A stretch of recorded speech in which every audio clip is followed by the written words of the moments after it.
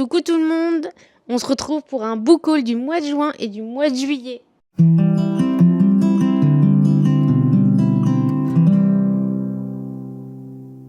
Alors pour ceux qui ne me connaissent pas, je suis Arzil et sur cette chaîne, je vais parler de romantasy et de dark romance. Alors bienvenue à toi si tu viens de me découvrir.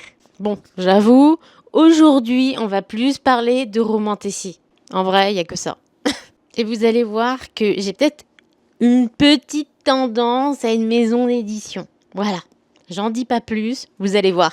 Alors on commence tout de suite avec Les Cieux écarlates. C'est un tome 2 de chez Lost Kingdom de Jimin Evin, à la française. Alors c'est le tome 2, j'ai déjà lu le 1 et j'ai aussi lu le 2. Alors c'est une romantasy, ma foi, qui révolutionne pas le monde de la romantasy, mais où on passe un bon moment. Alors par contre, faites attention, il y a énormément de smut.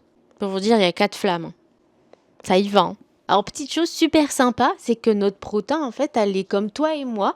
Et en fait, en gros, c'est une lectrice. Et pour résoudre, en fait, ces petits tracas, bon, même si c'est peut-être pas des petits tracas, mais c'est plus des métamorphes dragons, et ben, elle va faire, non, mais attends, l'héroïne, normalement, dans mes livres, elle doit faire ci, elle doit faire ça. Et en fait, en gros, elle se compare à l'héroïne d'un roman. C'est un peu plus présent dans le 2, si je me souviens. Bon, ma mémoire, genre, elle est plus fraîche au niveau du 2 que du 1, mais j'ai l'impression qu'elle le fait plus dans le 2 que dans le 1. J'avoue, c'est ce qui ramène en fait une petite touche assez sympa en vrai dans le roman où la lectrice, bah, elle est un peu comme nous, quoi. Allez, petit résumé du tome 1 si ça t'intéresse. Alors, c'est une jeune humaine qui travaille dans une immense bibliothèque. Et dans cette bibliothèque, il y a une seule règle, ne pas venir pendant la nuit. Sauf que à un moment, notre prota, elle va recevoir un appel inconnu qui vient de la bibliothèque. L'inconnu insiste pour lui dire qu'elle a perdu un livre alors qu'elle est sûre à 100% qu'elle a remis le livre à sa place. Et lui, il lui dit que non et puis il lui raccroche au nez. Donc elle, professionnelle comme elle fait bah merde, genre j'ai perdu un livre quoi, genre vas-y je vais y retourner même la nuit et puis je vais aller regarder où est-ce qu'il est ce livre-là. Sauf qu'au moment où en fait elle arrive à la bibliothèque, bah elle découvre qu'il y a une immense fête. Et puis, à cette fête, ça n'a pas l'air d'être des humains qui s'éclatent. Donc, elle comprend pas trop. Et à cette même fête, elle va rencontrer la personne qui lui a téléphoné. Sauf que la personne qui lui a téléphoné, elle n'est pas du tout contente qu'elle ait débarqué à la bibliothèque à cette heure-ci. Et que en plus, elle découvre que il n'y a pas que des humains. Donc, l'homme qui lui a téléphoné, il va la garder un peu prisonnière ou il va lui demander gentiment de rester parce que quand elle a déposé le livre, en fait, elle a entendu une voix féminine qui l'a remerciée pour avoir déposé le livre. Et donc, elle va enquêter toute la soirée pour dire, mais peut-être que la personne qui a pris ce livre-là, elle est dans la soirée. Bon, elle est aussi contente de passer sa soirée à côté d'un beau gosse et ça la refait. Hein. En vrai de vrai... Sauf que toute la nuit passe, ils n'ont toujours pas découvert c'est qui avait volé le livre. Et à un moment, il y a une cloche qui sonne. Et là, t'as tout le monde qui commence à être en chaleur, genre vraiment en chaleur. Genre ils sont en train de se déshabiller, les baisers, ça devient même plus des baisers, ça... Voilà, ça... bien profond, quoi. Et elle va se faire embarquer dans la période d'accouplement des failles. Allez, on va dire qu'elle est pas contre, hein, elle va se taper le beau métamorphe qu'elle vient de rencontrer. Elle est plutôt contente, quoi. Hein, ça va, quoi. Bon, après une semaine d'accouplement, t'as le métamorphe qui lui fait « Bon, ma cocotte, tu vas venir avec moi parce que j'ai toujours pas retrouvé mon livre, moi. » Et il va l'emmener dans son royaume pour découvrir qui a volé le livre.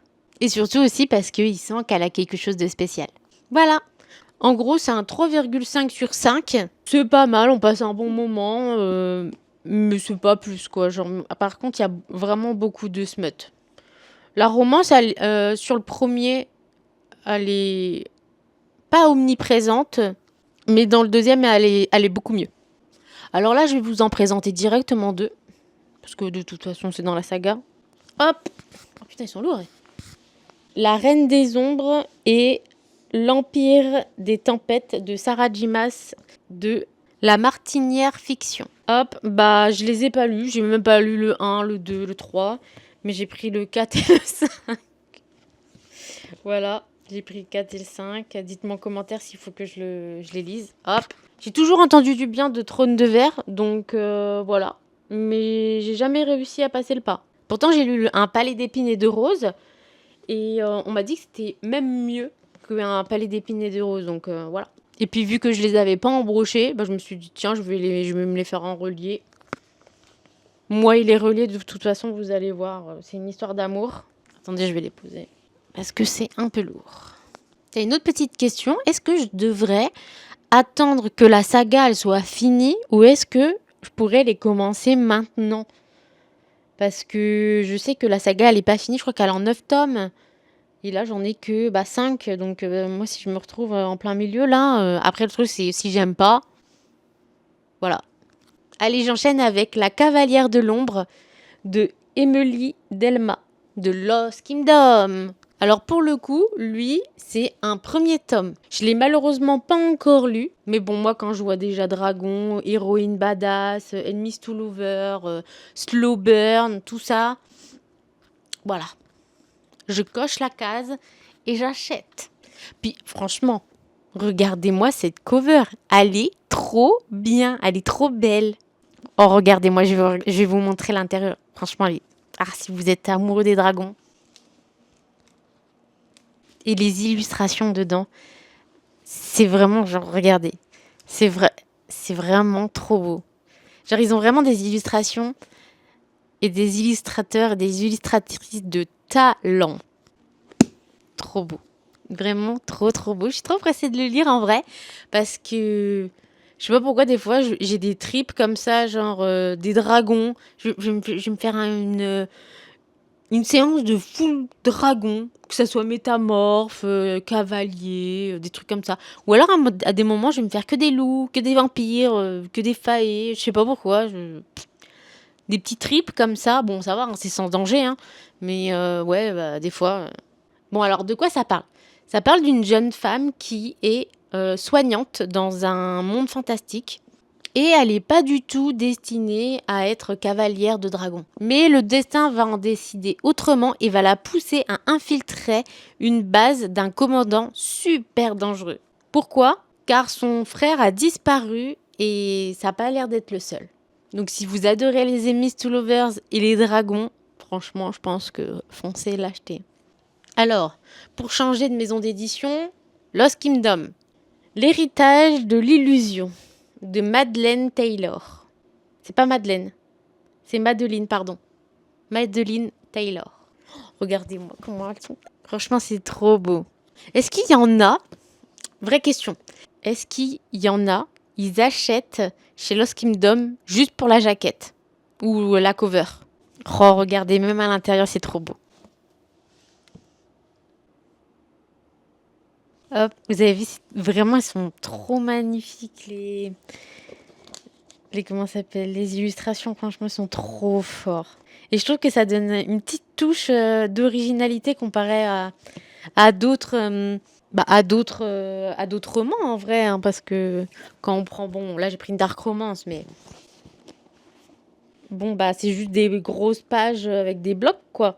Mais je trouve que ça donne une petite fraîcheur, un petit temps de pause où tu as le temps d'imaginer et ça t'aide, enfin même si genre on a généralement pas besoin, mais ça t'aide à peut-être mieux imaginer les personnages, à mieux t'incruster si tu arrives à déconnecter à un moment donné, ou à t'imaginer un peu plus la personne que tu as peut-être du mal à visionner dans ta tête. Et je trouve que c'est super sympa. Bon, bah comme les précédents, je l'ai toujours pas lu. Donc vous allez me dire, mais de quoi ça parle, Arzil? Pourquoi tu l'as acheté? C'est pas pour le visuel quand même. Si, un peu. Vous savez quoi? Je vais vous lire directement le résumé. Elle ne fera preuve d'aucune pitié. Une alliance entre un ennemi, une arme au pouvoir incommensurable et un lien qui pourrait réécrire le destin. Dotée du pouvoir de l'illusion, Ivy Pomeroy a plus d'un tour dans son sac. Cependant, aucun d'entre eux ne rivalise avec le collier enchanté qui lui enserre la gorge et la maintient captive d'un roi impitoyable. Contrainte de jouer le rôle de bichon obéissant, Elle complote en secret pour le détruire et revendiquer la liberté qui lui a toujours été refusée. Lorsqu'un mystérieux faucheur arrive en ville avec pour objectif la même arme dont Ivy a besoin, elle doit décider jusqu'où elle est prête à aller pour obtenir sa liberté. Liée à lui par une alliance fragile, Ivy découvre que son compagnon réticent cache bien plus ce qu'il n'y paraît. Il éveille sa curiosité et attise en elle des désirs dangereux. Mais leur nouvelle connexion les mènera-t-elle au triomphe, ou les secrets qu'ils cachent les détruiront-ils l'un l'autre? Par-dessus tout, Ivy doit se rappeler qu'elle n'est pas l'animal apprivoisé qu'ils ont dompté. Elle est la bête qu'ils ont laissé rentrer.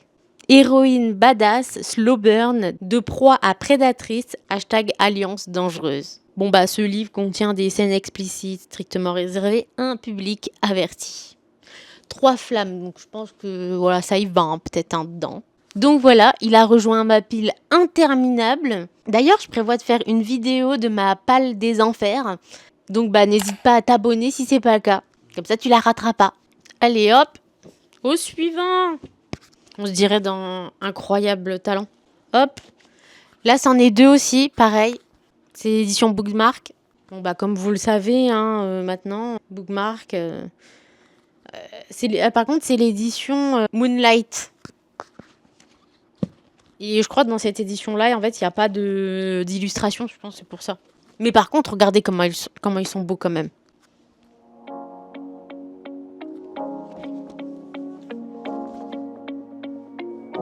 Et puis ils sont un peu moins chers, ils sont à 20 €. Parce que les autres sont à peu près généralement entre 27, 30 € quoi. Et 35 pour certains. Alors eux, je les ai lus, je les ai finis, je vais pouvoir vous en parler. Je les ai finis pendant la canicule parce que pendant la canicule, t'es scotché à ton canapé et tu fais rien quoi. Je crevais tellement de chaud que moi j'avais que 2 ventilos, j'avais pas encore ma clim. C'était l'enfer. Hein. C'était pendant la première canicule. Non, ou la deuxième. Il y en a tellement maintenant que c'est devenu une norme, quoi. Il y en a bientôt une qui va revenir. Hop, le premier, c'est La danse des dieux de Shannon Meyer. Et le deuxième, c'est L'avènement du Ragnarok, toujours de Shannon Meyer. Et franchement, si vous voulez passer un bon moment de détente et un bon moment où vous rigolez bien, achetez-le. Dans ce livre, ça va parler de dieux nordiques, de loups, de chats, de golden, de serpents, de nos jours. Et vous allez voir que l'histoire est assez loufoque. Et en même temps, ça vous apprend, quand vous êtes trop gentil, vous vous faites tout le temps tuber. Ah oui, c'est un Enemies to Lovers. C'est âme sœur. Et c'est sur Found Family. Bon, maintenant, je vais vous présenter un autre livre de chez Lost Kingdom. Je vous assure que c'est pas de partenariat, c'est pas sponsor, c'est rien.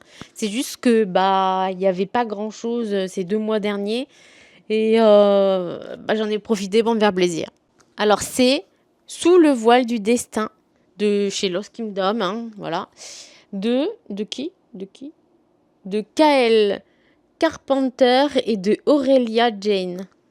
Ah donc c'est un autrice et un auteur ou c'est 2 autrices? Je sais pas. Parce que Kale, est-ce que c'est un pseudo? Je sais pas. Dites-moi-le. Alors, comme vous pouvez le voir, je suis en train de le lire. J'ai essayé de les annoter. C'est la première fois que je fais ça. Hein. Donc, c'est pour les vidéos. C'est pour pas que j'oublie des choses. Et comme ça, je vais pouvoir vous en parler. Donc, c'est la première fois que je suis en train d'annoter un livre. Donc, force à moi. On verra bien ce que ça donne. Pour le moment, j'en suis à là. Regardez. Hop. Merde, le marque-page est parti. Hop, j'en suis au chapitre 1. Bon, il y a le chapitre 2 là. Hop. Alors la notation, si vous êtes curieux, c'est juste une quête commence. Voilà. C'est tout. Ah, je vous ai pas montré. Mais bon, les deux c'est pareil. Donc là, celui-là, il est un peu moins travaillé ou je sais pas. Pour le moment, je sais pas trop ce que ça représente. Donc bon, je vais pouvoir vous en dire un peu plus que on va dire ce que je sais déjà. Ah si, au début, je pensais que c'était dans un royaume fantastique, pardon. Et en fait, non, c'est de nos jours, c'est dans notre terre. Et parce que genre à un moment, ça parle de la Grèce et tout. Ah ok, j'étais surprise.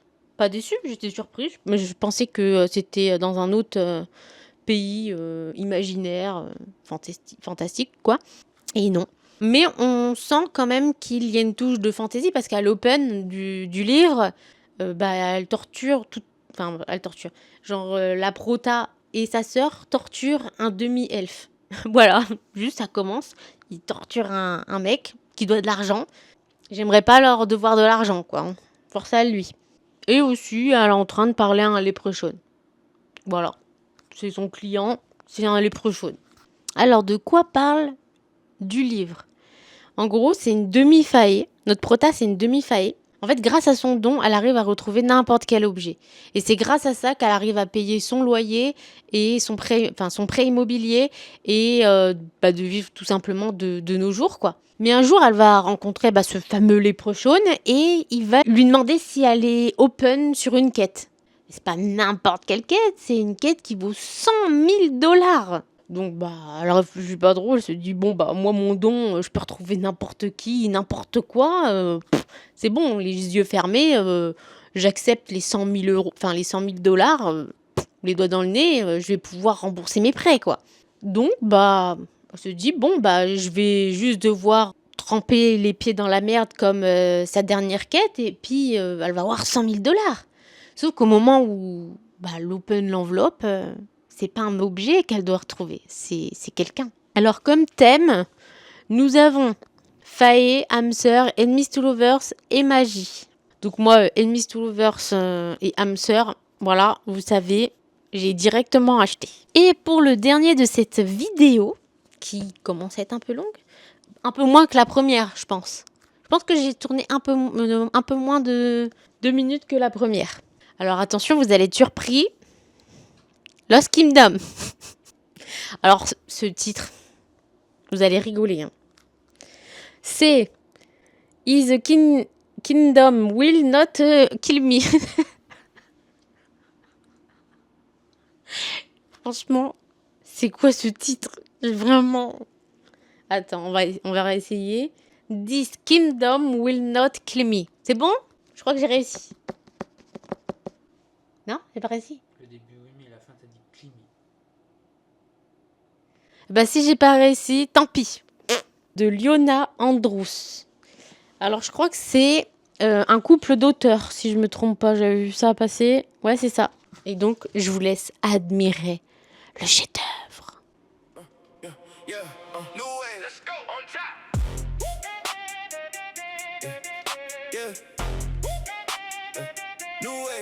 Let's go on top.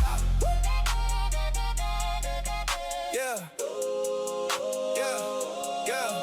Log in the session, the status is live. Breaking the code where the legends are thrive. Yeah. Data stream flowing, I'm catching the surge. Et il nous avait mis genre, parce que moi je l'ai préco,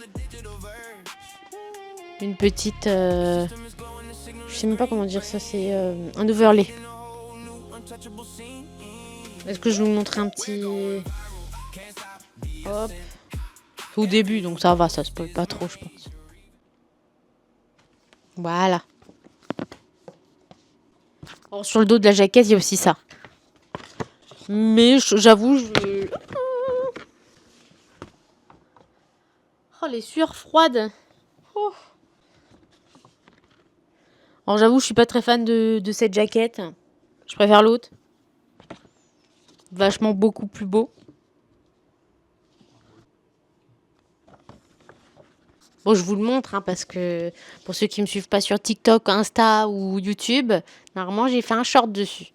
Alors, si je me trompe pas, il y a 3 éditions de ce livre. Il y a le brochet, le relié de base, qui est avec l'autre jaquette et le piaf. Je sais même plus comment ça s'appelle. Un signe, je crois. Et celui-là, là, le relié beau livre. Celui-là, il vaut 35 €, 30 €. Et le relié, je sais pas. Le relié, le brochet, je le sais pas. Pourquoi moi j'ai pris celui-là et pas, par exemple, le relié de base? Parce que je le trouve beaucoup plus beau que l'autre jaquette avec le signe.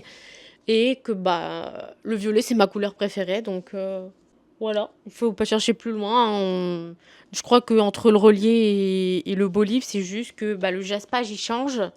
La jaquette change, le relié en dessous change. Celui-là, ça. Je sais pas si on voit. Hop, ça, celui-là. Mais autrement, le contenu, il est pareil. Je crois que les images dedans, les illustrations, tout ça, donc voilà. C'est juste que je crois que le relié beau livre, il est plus disponible. Alors pourquoi je l'ai acheté?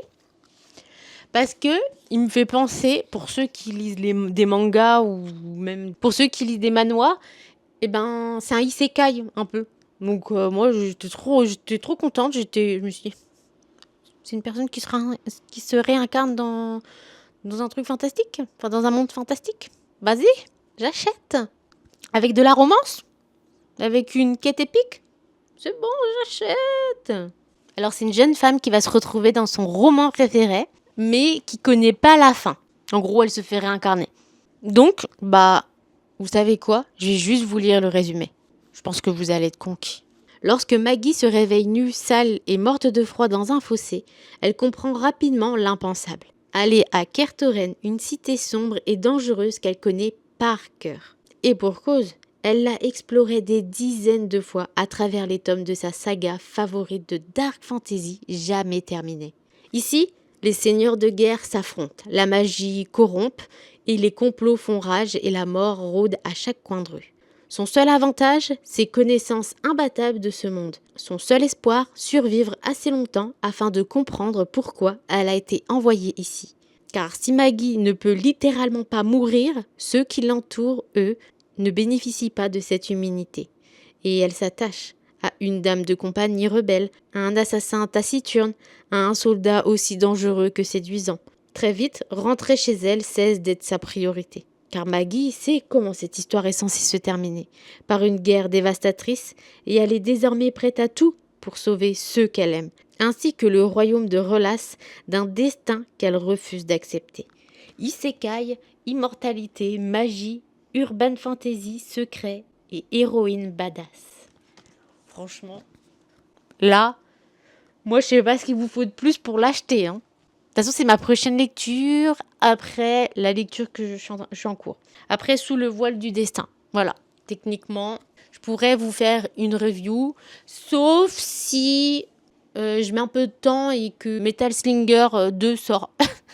Parce que j'attends Metal Slinger avec impatience. Voilà. Bon, voilà, ce book haul touche à sa fin. J'espère que cela vous a plu. D'ailleurs, j'essaie de faire un TikTok, un short, un réel chaque jour. Donc, n'hésite pas à t'abonner sur tous les réseaux sociaux qui s'affichent. Sur ce, je vous laisse et je vous fais plein de bisous.